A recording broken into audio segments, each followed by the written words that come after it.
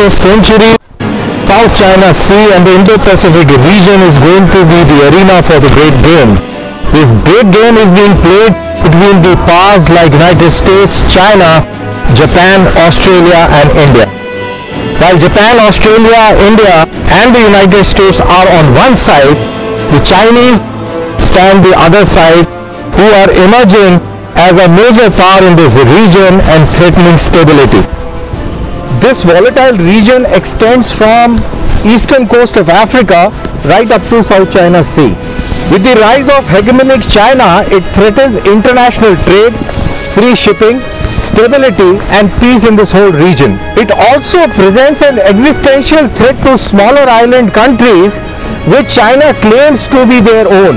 Apart from the Chinese threat, there also exists a very potent danger from the non-state actors. There are a large number of non-state actors that are playing a major role. It may not affect a larger country as such, but a smaller country as big as say Maldives or Mauritius are definitely threatened by these non-state actors. These non-state actors in many cases are supported by countries who happen to be the Chinese allies.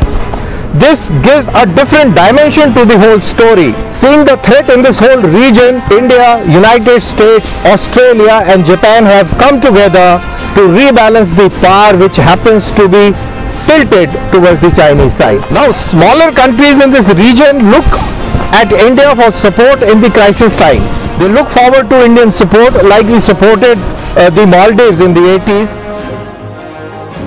In a crisis situation where India is forced to take a decision, Indian paratroopers are going to spearhead the forces that are going to be projected in the trouble zone.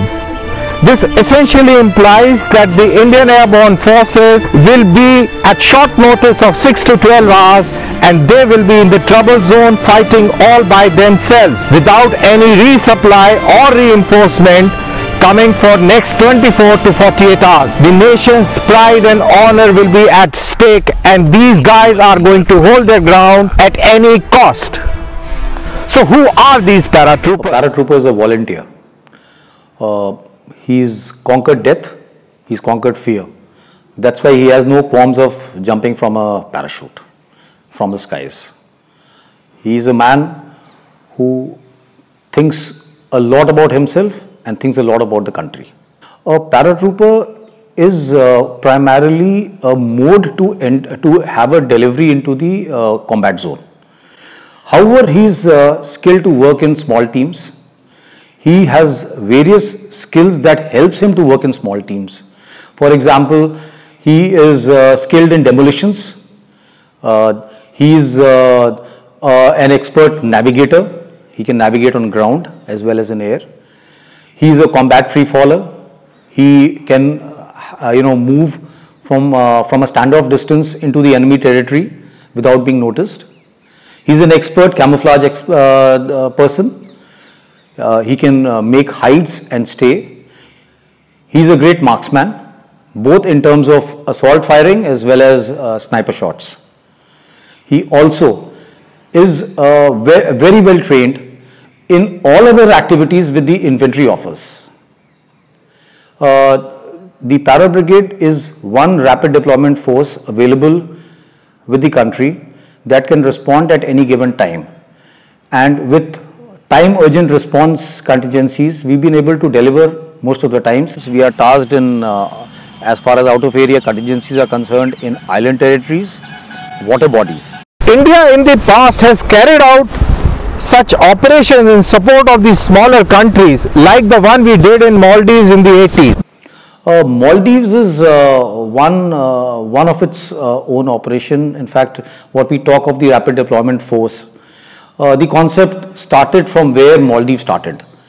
It was a time when a neighboring country required help, and the Para Brigade under Brigadier FFC Balsara took on the challenge, and within about 8 hours time, the entire Para Brigade landed into the island territory and saved the leadership and saved the country as such.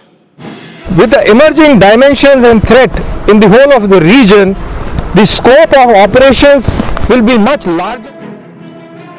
To ensure that the regional stability is not disturbed, India is growing her maritime and air capabilities for past 3 decades. It is centered on diverse platforms like the P-8I reconnaissance aircrafts, C-130 and C-17 Globemaster for strategic lift, Sukhoi 30 MKIs, aircraft carriers, nuclear submarines and landing platform docks. So when the push comes to shove, the Indian airborne troops are going to play a very vital role in securing important hostile territory that would be necessary for furthering the operations inland by the amphibious and the air transported troops that would follow. Over past 7 decades since the time India has gone independence, the paratroopers have laid down their lives and sacrificed for the sake of this country, upholding its honor and values. So far, 660 paratroopers have laid down their lives defending the motherland. Every paratrooper who takes the oath of becoming a paratrooper gives more than his best to continue in it.